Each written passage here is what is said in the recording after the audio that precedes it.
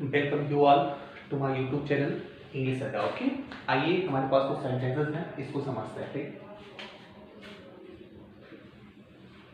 Voice part 5। Okay, double interrogative sentence. पहला sentence क्या है? Which teacher do you teach, which teacher do you respect most. Okay, आइए इसके हम fundamentals को समझते हैं। ठीक है, आइए इसके हम वर्ड्स को प्रॉपर्ली समझते हैं। विच टीचर, ठीक है, ये क्या है? विच टीचर, ये आपका एक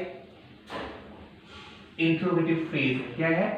ये आपका एक इंट्रोगेटिव फ्रेज है। ओके, डू क्या है? ये आपका हेल्पिंग वर्ब है। यू क्या है? ये आपका सब्जेक्ट है। रिस्पेक्ट क्या है? ये आपका मेन वर्ब है। मोस्ट क्या है? ये आपका एडवर्ब।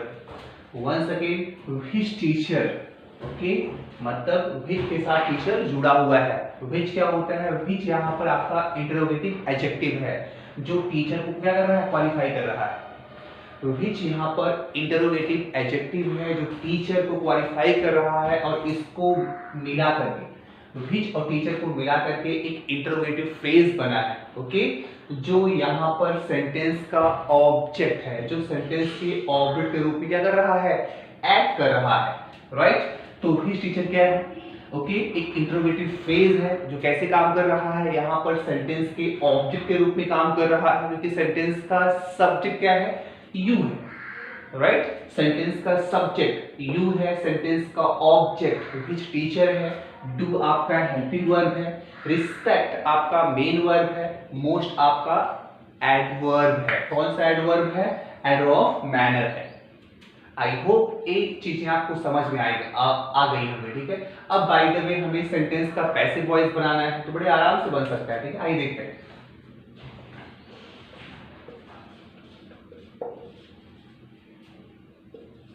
राइट, तो विच टीचर यहाँ पे क्या है? यहाँ पर विच टीचर दो रोल प्ले कर रहा है। एक तो यह इंट्रोगेटिव वर्ड है, दूसरा है सेंटेंस का ऑब्जेक्ट है। राइट, आपको पता है एक्टिव वॉइस में जो ऑब्जेक्ट होता है, पैसिव वॉइस में उसे क्या करते हैं? पैसिव वॉइस में उसे हम सब्जेक्ट बनाते हैं। Right, it means active voice का ऑब्जेक्ट पैसिव वॉइस में क्या होता है? एक्टिव वॉइस का ऑब्जेक्ट पैसिव वॉइस में सब्जेक्ट होता है। ऑलराइट, तो विच टीचर, यहाँ पे क्या बन गया है? पैसिव वॉइस में विच टीचर आपका सब्जेक्ट है। राइट, एक्टिव वॉइस में क्या था? ऑब्जेक्ट था। पैसिव वॉइस में क्या है? सब्जेक्ट है। हमारी जो वर्ब है विच टीचर की अकॉर्डिंग यूज की जाएगी। राइट, विच टीचर हमारा सिंगुलर सब्जेक्ट है, वर्ब भी क्या होगी? सिंगुलर होगी।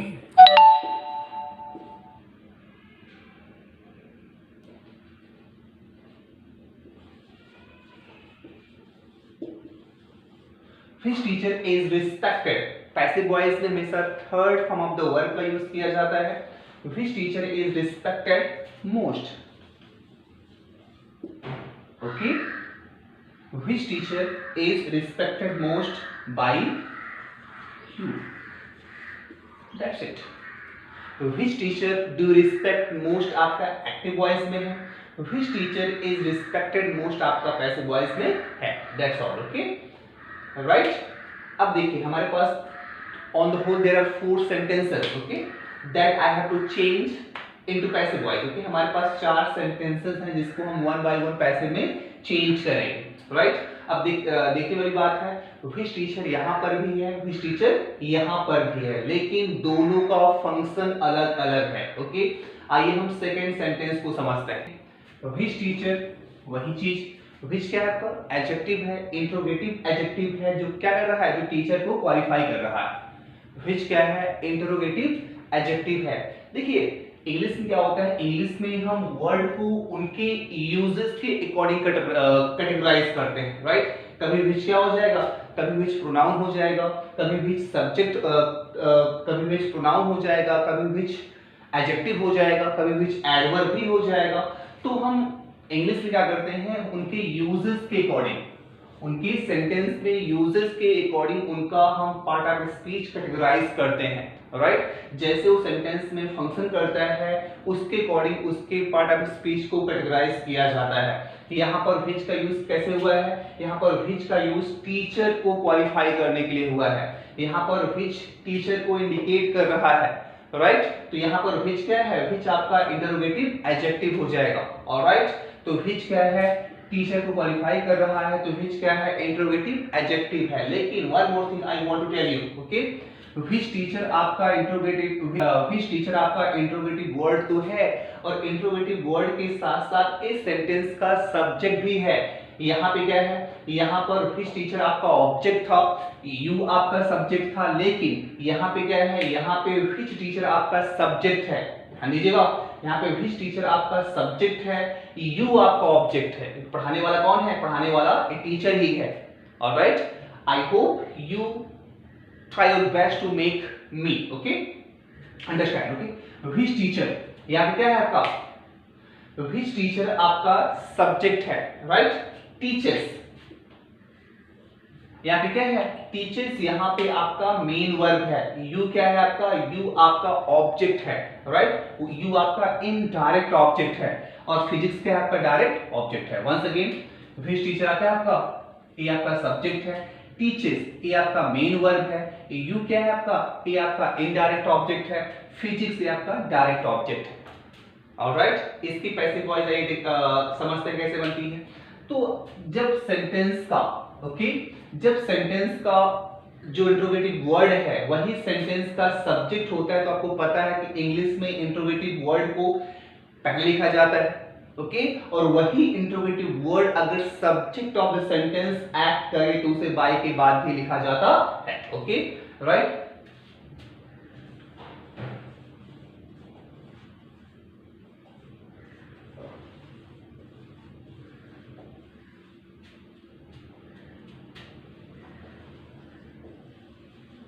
बाय which टीचर, ऑलराइट, यहाँ पे बाय which कैसे हुआ, क्योंकि which टीचर क्या है, which टीचर ही आपका सेंटेंस का सब्जेक्ट है। जब पैसिव वॉइस बनाएंगे तो जो एक्टिव वॉइस का सब्जेक्ट होता है उसे पैसिव वॉइस में बाय के बाद लिखा जाता है, right, by which teacher.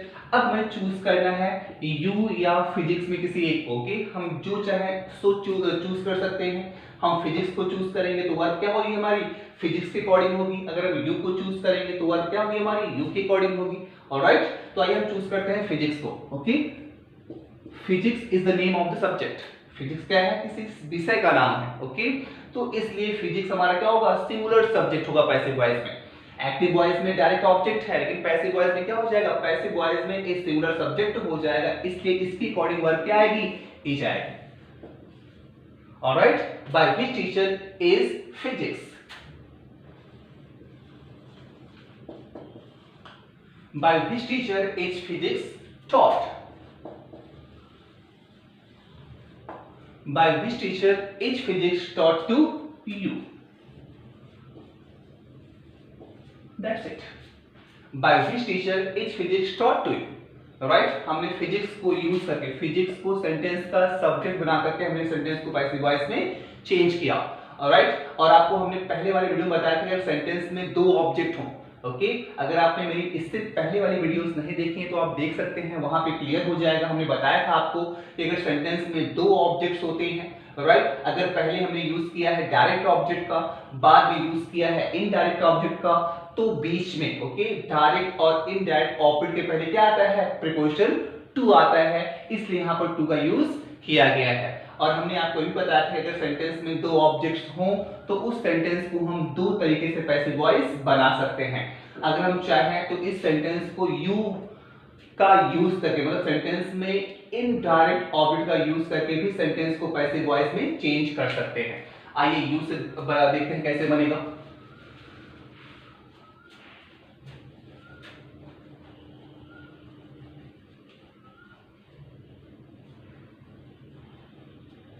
Right, come on,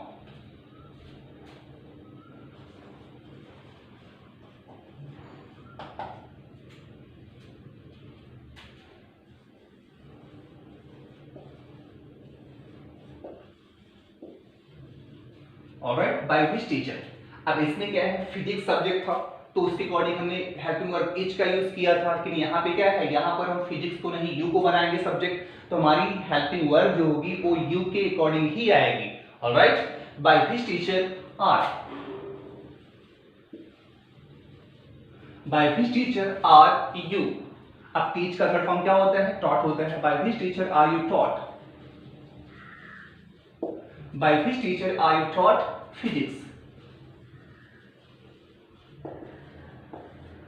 bye which teacher are you taught physics? Alright, अब देखिए हमने क्या किया है, पहले इनडायरेक्ट ऑब्जेक्ट का यूज किया है, बाद में डायरेक्ट ऑब्जेक्ट का यूज किया है, तो प्रीपोजिशन टू क्या हो गया है? खत्म हो गया है।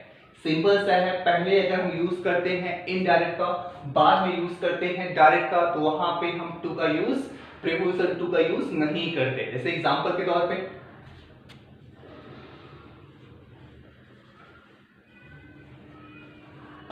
गिव मी अ पेन, एक एग्जांपल लेते हैं।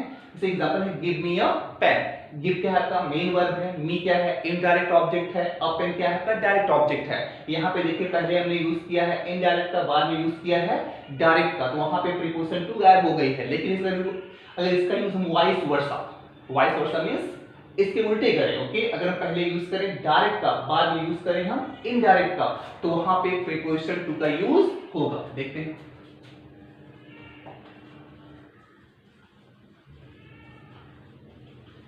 हाँ, give a pen to me, give me a pen या give a pen to me, यहाँ पे दोनों सही है आपका, right. Replacement of the object की वजह से प्रीपोजिशन टू हटता है और लगता है। आई होप आपको ये समझ में आया होगा। आइए अपना हम थर्ड एग्जांपल देखते हैं। थर्ड क्या है? How many boys, okay, how many boys does Mister Sinha teach in his class? Once again, how many boys does Mister Sinha teach in his class? अब आइए इसके हम फंडामेंटल को समझते हैं, इसके एप्लीकेशन को समझते हैं। हाउ मेनी बॉयज क्या है? हाउ मेनी बॉयज, ओके, ए आपके सेंटेंस का क्वेश्चन वर्ड है, हाउ मेनी बॉयज आपका क्वेश्चन वर्ड है। डज क्या है? आपकी हेल्पिंग वर्ब है। मिस्टर सिन्हा, ए क्या है आपका सेंटेंस का सब्जेक्ट है। टीच क्या है? ए आपका मेन वर्ब है। इन हिज क्लास, ए क्या है आपका एडवर्बियल फ्रेज है, राइट। हम इन हिज क्लास को अलग अलग नहीं देखेंगे, इन हिज क्लास को हम कंबाइंड करके देखेंगे, ओके। इन हिज क्लास क्या है आपके वेयर का रिप्लाई है, इसलिए पूरा एक एडवर्बियल फ्रेज है। टीच क्या है? टीच आपका मेन वर्ब है। मिस्टर सिन्हा क्या है आपका इस सेंटेंस का सब्जेक्ट है। डज क्या है आपकी हेल्पिंग वर्ब है। हाउ मेनी बॉयज क्या है? ए आपके इंट्रोगेटिव वर्ड है, राइट। तो अगर हम ऐसे देखें तो यहाँ पर हमारे पास ऑब्जेक्ट नहीं है, राइट। अगर हम और ऐसे ऊपर बात सुपरफिशियली अगर बात करें तो हमारे पास we don't have any object, okay. That's why how can we change this sentence into passive voice. But when you go at a deeper level, अगर हम और डीप लेवल में चाहते हैं तो हम इसको समझने का प्रयास करते हैं, ओके। हाउ मेनी बॉयज, यहाँ पर इंट्रोगेटिव वर्ड तो है, इंट्रोगेटिव वर्ड के साथ साथ सेंटेंस का इनडायरेक्ट ऑब्जेक्ट भी है। क्या है? ए यहाँ पर हाउ मेनी बॉयज क्या है? हाउ मेनी बॉयज आपका सेंटेंस का क्वेश्चन वर्ड तो है, लेकिन क्वेश्चन वर्ड होने के साथ साथ सेंटेंस का इनडायरेक्ट ऑब्जेक्ट भी है। हमने बताया था आपको इससे पहले वाली वीडियो में कि जो क्वेश्चन वर्ड्स होते हैं they play different roles, a different role play करते हैं, राइट। व्हिच क्या है? व्हिच आपका इंट्रोगेटिव वर्ड भी है, व्हिच क्या है आपका प्रोनाउन भी है, व्हिच क्या है आपका एडजेक्टिव भी है, राइट। तो हाउ मेनी क्या है? हाउ मेनी यहाँ पर क्वेश्चन वर्ड है जो बॉयज को क्या कर रहा है? क्वालिफाई कर रहा है, जो बॉयज को डिटरमिन कर रहा है, इसलिए हाउ मेनी बॉयज आपका एडजेक्टिव का रोल प्ले कर रहा है जो बॉयज को क्वालिफाई कर रहा है। और इन दोनों को मिला करके एक क्वेश्चन वर्ड की फ्रेज तैयार होती है जो सेंटेंस में इनडायरेक्ट ऑब्जेक्ट का काम कर रहा है, राइट। तो हमारे पास ऑब्जेक्ट है, इस सेंटेंस को हम पैसिव वॉइस बड़े आराम से बना सकते हैं। आइए देखते हैं बनती कैसे, ठीक है।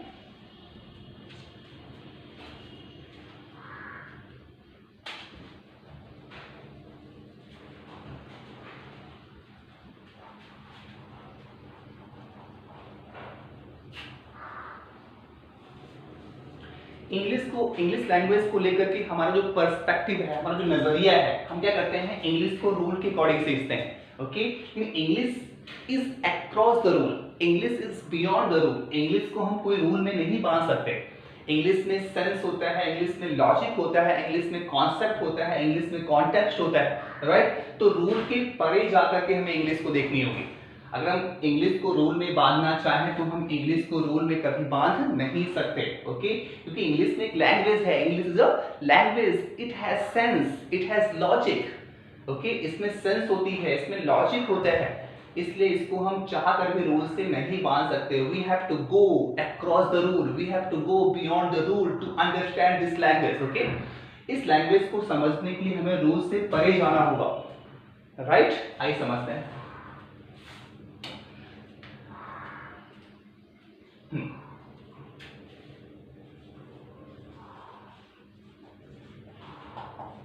हम क्या करते हैं, हम शुरू से ही रूल को पकड़ के चलते हैं, इसका रूल ए है, उसका रूल ओ है। अगर हम देखें तो इंग्लिश में कोई रूल नहीं होता, इंग्लिश में केवल लॉजिक होता है, लॉजिक के बेस पे रूल बनाए जाते हैं।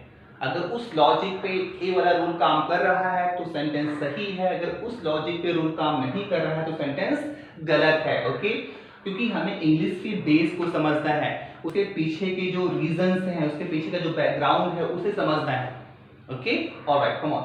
अब यहाँ पे देखिए हाउ मेनी बॉयज क्या है, इंटरोगेटिव वर्ड है और सेंटेंस का इनडायरेक्ट ऑब्जेक्ट भी है। तो हमने कहा था जो इनडायरेक्ट जो एक्टिव वॉइस के ऑब्जेक्ट्स होते हैं पैसिव वॉइस में क्या बन जाते हैं, पैसिव वॉइस के सब्जेक्ट बन जाते हैं, राइट। तो हाउ मेनी बॉयज इसमें क्या है, इसको पैसिव वॉइस में चेंज करेंगे तो हाउ मेनी बॉयज क्या बन जाएगा, हाउ मेनी बॉयज आपके सेंटेंस का सब्जेक्ट बन जाएगा, ऑलराइट।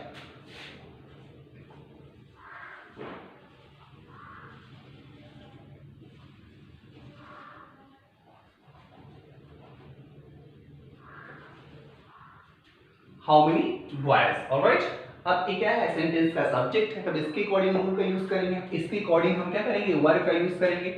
हाउ मेनी बॉयज और taught in his class by Mr. Sinha.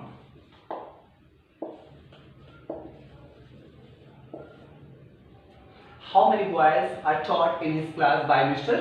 Sinha? ये इसकी पैसिव वॉइस हो गई, ऑलराइट। आई होप आपको समझ में आ रहा हो, ओके। अगर आपको कोई भी चीज समझ में ना आया हो तो आप मुझे नीचे कमेंट में लिखें, ओके। मैं आपके कमेंट को रिस्पॉन्स करने का प्रयास करूंगा और आपके क्वेरीज को सॉल्व भी करने का प्रयास करूंगा, राइट। जो भी आपको ना समझ में आए you can comment me, okay, right, below. अब हमारे पास एक सेंटेंस और है, right. How many boys do not attend the class daily, okay. We have one more sentence to make into passive voice, okay. हमारे पास एक सेंटेंस और है जिसको हम पैसिव वॉइस में चेंज करेंगे, क्लियर है?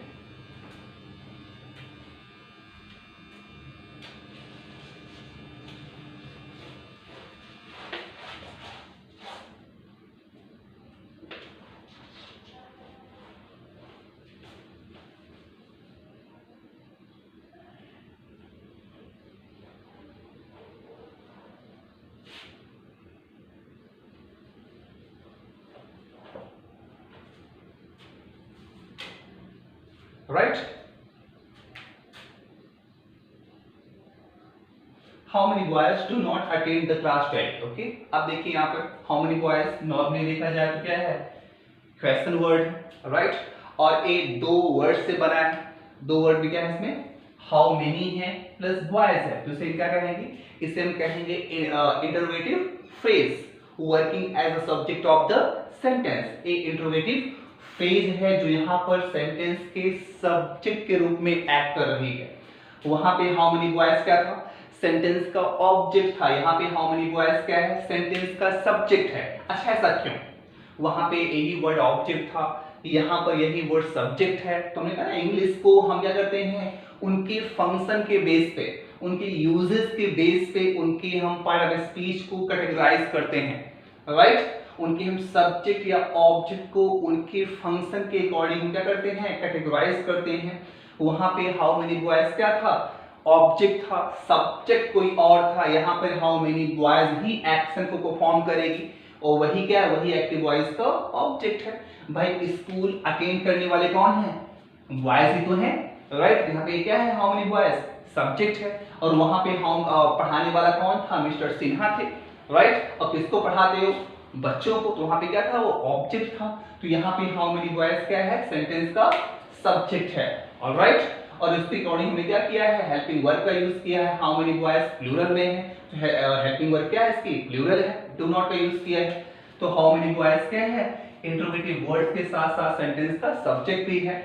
डू नॉट इसकी हेल्पिंग वर्ब है, राइट। अटेंड इसका मेन वर्ब है, द क्लास इसका डायरेक्ट ऑब्जेक्ट है, डेली आपका एडवर्ब है।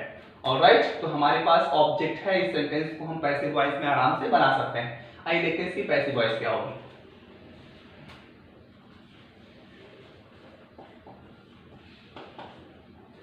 राइट, अब इंग्लिश में क्वेश्चन वर्ड सबसे पहले लिखे जाते हैं, तो यहाँ पर हाउ मेनी बॉयज को हम सबसे पहले लिखेंगे। इंग्लिश में ओ क्वेश्चन वर्ड्स में भी प्ले, क्वेश्चन वर्ड्स में play different roles but they are written in the beginning of the sentence in English. Okay, question words different role play कर सकते हैं, लेकिन इंग्लिश में उन्हें सबसे पहले ही लिखा जाएगा। ऑलराइट, तो हाउ मेनी बॉयज से हम सेंटेंस से शुरुआत करेंगे।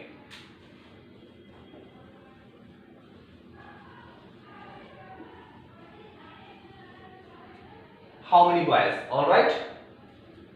अब यहाँ पे क्या है, क्लास हमारे एक्टिव वॉइस में ऑब्जेक्ट है, पैसिव वॉइस में क्या बनेगा, पैसिव वॉइस में बन जाएगा सब्जेक्ट। अब क्लास आपका सिंगुलर सब्जेक्ट है, तो वर्ब भी क्या आ जाएगी, सिंगुलर आएगी।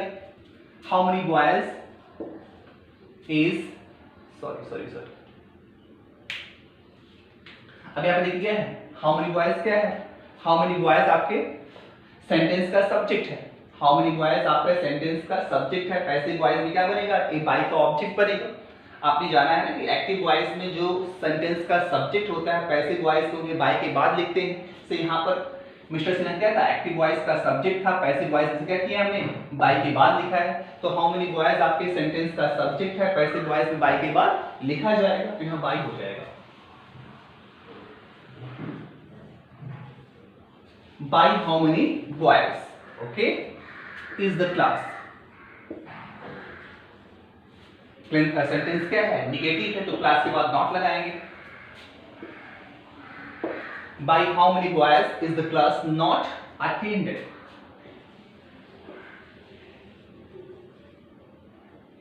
By how many boys is the class not attended? 10. That's all. Okay. I hope ये वीडियो आपको समझ में आई होगी। अगर जो भी आपको टॉपिक, जो भी क्वेरीज हो, आप मुझे नीचे कमेंट में करिए, मैं इसको रिप्लाई करूंगा। ओके, और हाँ, अगर ये वीडियोस आपको समझ में आई हो तो don't forget to like this video. Okay, right, like this video, share it and subscribe it. Okay, thanks for watching.